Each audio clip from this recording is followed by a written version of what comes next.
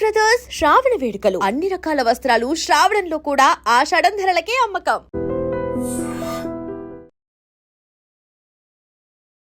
అక్రమ సంబంధానికి ముగ్గురు బలైపోయారు. అవును, ఆమె వద్దు అన్నందుకు అతడు పగబట్టాడు. ఆమెపై కక్ష సాధింపు చర్య తీసుకోవాలి అనుకున్నాడు. తగాదా పడ్డాడు. ఆ తగాదాలో కాస్త ఆమె తలపై బలంగా కొట్టి చంపేయాలి అనుకున్నాడు. మరి ఇద్దరు పసిపిల్లలు ఏం చేశారు? పిల్లలు అనే కనీసం కనికరం కూడా లేకుండా, నేను ఒక మనిషినే అనే ఆలోచన లేకుండా విచక్షణ కోల్పోయాడు. క్రూరంగా ప్రవర్తించాడు. తల్లితో పాటు ఇద్దరు పిల్లల్ని అతి దారుణంగా బలమైన రాడ్డుతో కొట్టి, ఒక పెద్ద పాపనైతే 8 ఏళ్ల పాపని మెడ విరిచేశాడు. 6 ఏళ్ల పాపని గుండెలపై కాళ్ళతో బలంగా తొక్కి చంపేశాడు. ఇవన్నీ కూడా పోస్ట్ మార్టం రిపోర్ట్లో వెలుగు చూసిన విస్తుపోయే నిజాలు. వినడానికే భయమేస్తోంది కదా. కానీ ఆ రోజు రాత్రి ఇంత జరిగింది అంటే ఎవరూ నమ్మలేకపోతున్నారు.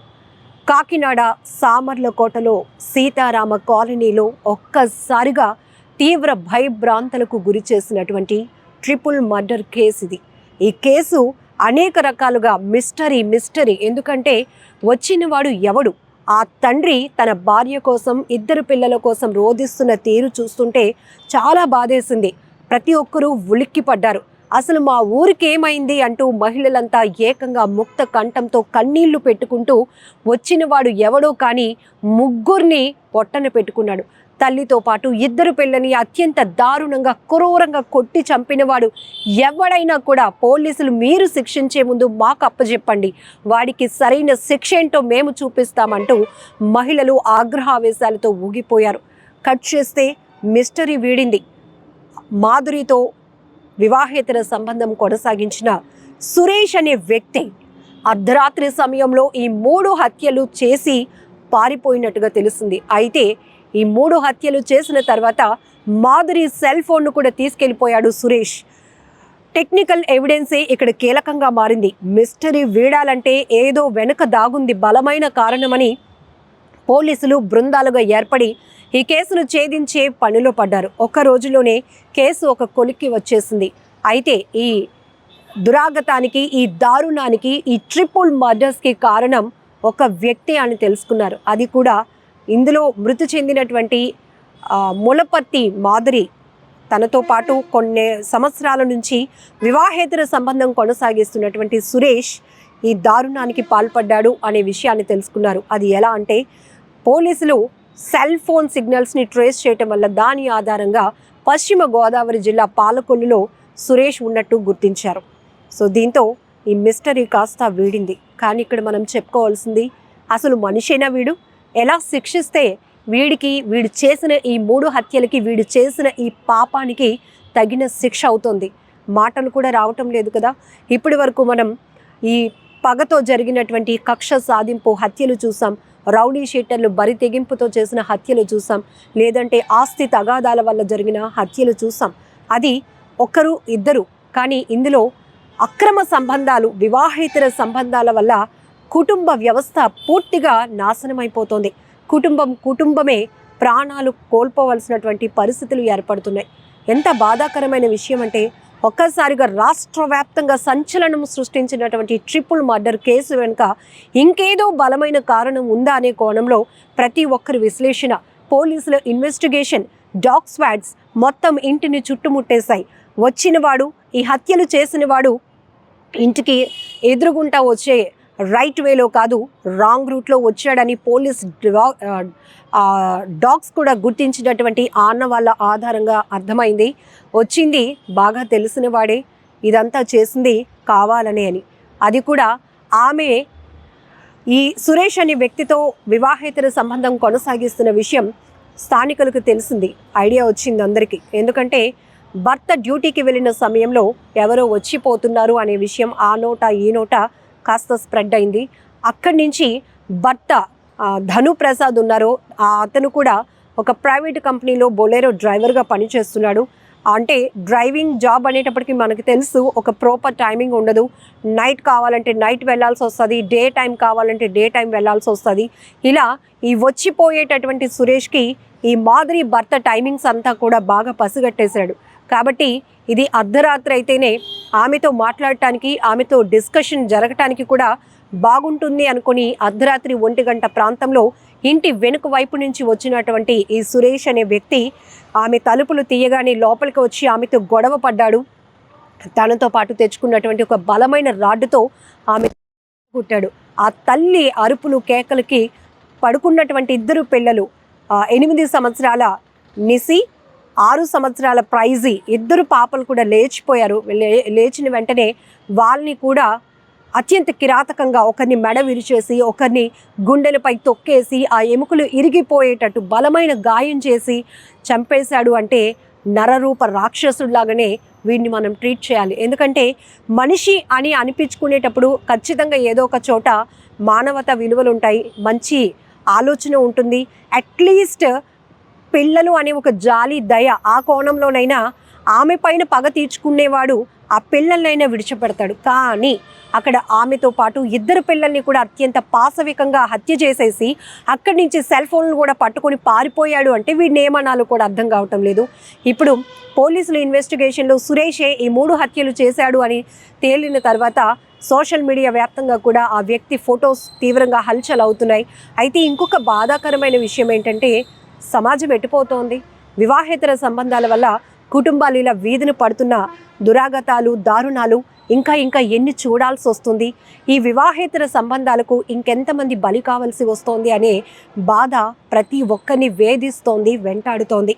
ఈవెన్ ఐ డ్రీమ్ ఛానల్ అక్కడికి వెళ్ళి గ్రౌండ్ రిపోర్ట్ తీసుకుంది. ఎందుకంటే అది పూర్ ఫ్యామిలీ, పోనీ ఏదో రిచ్ ఫ్యామిలీ అంటే ఎవరో దొండగలు వచ్చారు, దొంగతనం చేయటానికి వచ్చిన క్రమంలోనే భారీగా సొత్తు దోచుకుపోయారు. ఈ టైంలో వాళ్ళకి తెలిసిపోతుంది, మనం పోలీసులకి పట్టించేస్తారన్న భయంతోనే హత్యలు చేశారు అనుకోవటానికి నో స్కోప్.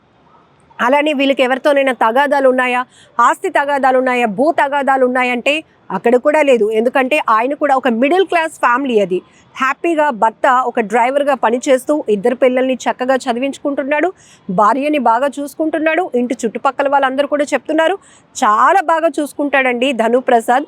భార్య అంటే చాలా ఇష్టం. ఒకవేళ ఫ్యామిలీ మెంబర్స్ కూడా ఏమైనా ఫంక్షన్స్లో అన్నా కూడా ఇమీడియట్గా ఫ్యామిలీని తీసుకొని వెళ్ళిపోతూ ఉంటాడు. అంత ఆత్మాభిమానం కలిగినటువంటి మంచి మనసున్న వ్యక్తి. కానీ డ్యూటీ అయిపోగానే తను ఆ పిల్లల కోసం టిఫిన్, అలానే పిల్లలు అడిగారని చెప్పి తాటికాయలు కూడా పట్టుకొని వచ్చాడు. మాధురి నిసి అని పిలుస్తున్న తలుపులు క్లోజ్ చేస్తున్నాయి, డోర్స్ లాక్ చేస్తున్నాయి ఫ్రంట్ వైపు, ఎవరు ఓపెన్ చేయట్లేదు అని ఆయన అరుపులు కేకలు పెడుతూ ఇంటి సందు వెనక నుంచి వెనకాతలకి వెళ్ళేటప్పటికి బ్యాక్ సైడ్ డోర్స్ అయితే తెరిచి ఉన్నాయి. డోర్స్ ఇలా ఓపెన్ చేసి చూసేటప్పటికి అప్పటి వరకు అది ఇల్లుగా ఉండేది. ఆ రాత్రి జరిగినటువంటి ఈ 3 హత్యల వల్ల ఒక శ్మశానాన్ని తలపించిన పరిస్థితిలో రక్తపు మడుగులో భార్య పడి ఉంది. ఇంకొక వైపు పిల్లలు ఏరి అని అతను ఆదరాబాదరాగా వెతికే టైంలోనే ఆ పక్కనే పెద్ద పాప, మరో పక్కన చిన్న పాప. వాళ్ళ పరిస్థితులు చూసి అల్లాడిపోయినటువంటి ఆ వ్యక్తి గుండెలు బాదుకుంటూ రోధించాడు. పెద్ద కేకలు పెట్టేటప్పటికి మొత్తం ఇరుగు పొరుగు వారందరూ కూడా చేరుకున్నారు. ఏమైంది, ఎందుకు ప్రసాద్ ఇలా ఏడుస్తున్నావంటే, 3 ఇలా అయిపోయారు, రండి చూడండి అంటే చూడడానికి కూడా సాహసించలేనటువంటి దారుణమైన పరిస్థితిలో మాధురి 2 పిల్లల యొక్క శవాలు, మృతదేహాలు తీరు అలా ఉంది. ఆ 3 శవాల్ని, ఆ 3 మృతదేహాల్ని ఆ పరిస్థితిలో చూసిన స్థానికులు, పిల్లలతో పాటు ఉన్నాం మేడం, మేము ఇంకా ఇంటి వైపు చూడటానికి కూడా మాకు కాళ్ళు చేతులు వణికిపోతున్నాయి, అటువైపు వెళ్ళాలంటేనే భయం వేస్తోంది, అసలు ఈ 3 హత్యలు జరిగినాక ఈ ఊర్లో ఉండాలంటేనే భయం వేస్తోంది, మా ప్రాణాలకు రక్షణ లేదు మేడం, ఎక్కడి నుంచి వచ్చాడో, ఎవడు వచ్చాడో, ఎలా తెగించాడో, కానీ 3 ఇలా హత్య చేసి వెళ్ళిపోయాడు. ఆడెవడైనా కూడా మాకు పట్టించి పోలీసులు మా ముందు పెట్టండి, వాడి సంగతి ఏంటో మేం తేలుస్తామంటూ ప్రతి మహిళ కన్నీళ్లతో మీడియా ముందు చెప్పుకున్నటువంటి గోడు తీరు ఇంకా కలిసివేసిందని చెప్పొచ్చు. అయితే పోలీసుల ఇన్వెస్టిగేషన్లో ధను ప్రసాద్ని కూడా అనేక రకాల ప్రశ్నలు పోలీసులు వేసినప్పుడు కూడా, ఇలా నా భార్యకి వేరే వ్యక్తితో వివాహేతర సంబంధం ఉంది, ఆ విషయం నాకు కూడా తెలిసింది, నేను మందలించాను, ఇదన్నీ మాధురి మనకి పిల్లలు ఉన్నారు, మనం జాగ్రత్తగా ఉండాలి అని తనకు చెప్పిన తర్వాత తను మనసు మార్చుకుంది, ఆ వ్యక్తిని అవాయిడ్ చేసింది. ఆ అవాయిడ్ చేసినటువంటి దూరం పెట్టింది అనేటటువంటి పరిస్థితిని ఆ వ్యక్తి తీసుకోలేకపోయాడు అనుకుంటా. ఈ సురేష్ కక్ష కట్టాడు. ఎలాగైనా మాధురి పైన బలవంతంగా ఆ రిలేషన్ కంటిన్యూ చేయించాలి అనే ఆలోచనతో అర్ధరాత్రి టైంలో అక్కడికి వెళ్ళినటువంటి ఆ వ్యక్తి బలమైన రాడ్డుతో ఆమె పైన తలపైన కొట్టి చంపేశాడు. అక్కడున్న నిద్రిస్తున్న పిల్లల్ని కూడా అత్యంత దారుణంగా కొట్టి చంపేసి హత్యలు చేసి 3 హత్యలు, 1 కాదు 2 కాదు 3 హత్యలు చేసి అక్కడి నుంచి ఎవరికి దొరకకూడదు, ఏ ఆధారాలు ఉండకూడదనే ఉద్దేశంతో అతని సెల్ ఫోన్తో పాటు ఆమె సెల్ ఫోన్ను కూడా తీసుకొని ఇక్కడి నుంచి దూరంగా వెళ్ళిపోవాలి, పోలీసులకి అంతు చిక్కకుండా వెళ్ళిపోవాలి అనుకున్నాడు. కానీ టెక్నికల్ ఎవిడెన్స్ ఆధారాలుగా ఇక్కడ పోలీసుల ఇన్వెస్టిగేషన్ గంటల వ్యవధిలోనే ఆ వ్యక్తిని కనిపెట్టేసింది. అక్రమ సంబంధమే ఈ 3 హత్యలకు కారణమని తేల్చేసింది. కానీ చాలా బాధాకరమైన విషయం. సో ఇలాంటి హత్యలు చాలా చోట్ల జరుగుతున్నాయి. మధ్యప్రదేశ్లో కూడా ఒక ఘటన, భర్త మందలిస్తే నీపై తిరిగి వరకట్నం కేసు పెడతానని చెప్పి భర్తను ఆమె బెదిరించడం వల్ల 70 సంవత్సరాల తల్లితో పాటు 18, 16 సంవత్సరాల అమ్మాయి, అబ్బాయి మొత్తం కొడుకు, కూతురు అతను కూడా ఆత్మహత్యకు పాల్పడినటువంటి ఘటన. ప్రాంతం ఏదైనా కావచ్చు, మనకి ఒక మంచి కల్చర్ ఉంది, ఒక మంచి సంస్కృతి ఉంది. ఎందుకంటే వివాహ వ్యవస్థ అనేది చాలా బలమైనది. ప్రతి మనిషి జీవితంలో చాలా ఇద్దరు మనుషులను కూడా చాలా స్ట్రాంగ్గా నడిపించేది వైవాహిక జీవితమే అని మనకి ఆ 3 ముళ్ళు వేసే టైంలోనే చాలా బలంగా చెప్తూ ఉంటారు. అందుకే శాస్త్రోక్తంగా ఏ తెగవారు కావచ్చు, ఏ క్యాస్ట్ అవ్వచ్చు, లేకపోతే ఏ కులం వారు కావచ్చు, ఏ రీతిలో మ్యారేజ్లు జరిగినా కూడా, పెళ్ళిళ్ళు జరిగినా కూడా అన్నిటి థీమ్ కూడా ఒకటే, ఆఖరికి భార్యకు భర్త, భర్తకు భార్య అనేది. కానీ ఇప్పుడు ట్రెండ్ మారిందో ఏమో తెలియదు, మహిళల ఆలోచన మారుతుందో మగవారి ఆలోచన మారుతుందో తెలియదు, కానీ 3rd పర్సన్ ఎంట్రీతో మొత్తం కుటుంబ వ్యవస్థ అంతా కూడా చిన్నాభిన్నమైపోతుంది. కుటుంబాలు రోడ్డును పడుతున్నాయి, కుటుంబంలో హత్యలు జరుగుతున్నాయి, ఆత్మహత్యలకు పాల్పడుతున్నారు, ఇలా ఆఖరికి జైలు పాలవుతున్నారు. ప్రయోజనం ఏముంది? అసలు ఎవరు ఏం సాధించినట్టు? ఇక్కడ అనవసరంగా ఒక వ్యక్తి చేసినటువంటి దురాగతానికి, దారుణానికి 3 బలైపోయారు. ఆ వ్యక్తి ఇప్పుడు జైలు పాలయ్యాడు.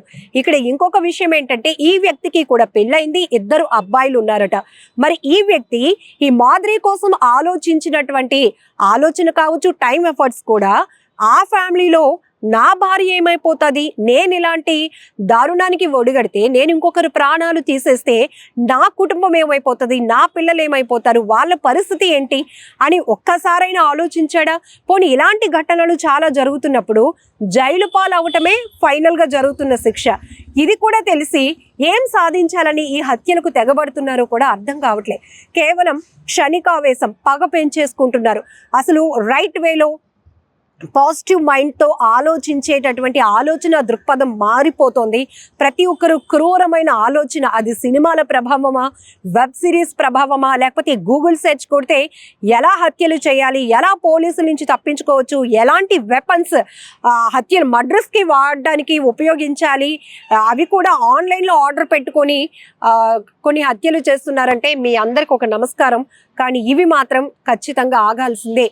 ఆగకపోతే పిల్లలు బలైపోతున్నారు. మరీ ముఖ్యంగా ఇక్కడ చాలా చాలా బాధపడాల్సినటువంటి విషయం ఏంటంటే, అందరూ కూడా చలించిపోతున్నటువంటి విషయం ఏంటంటే, ఈ కాకినాడ సామర్లకోటలో సీతారామ కాలనీలో జరిగిన ట్రిపుల్ మర్డర్లో 2 పసిపిల్లలు, 2 పిల్లలు, ఏమీ సంబంధం లేనటువంటి పిల్లలు బలైపోయారు.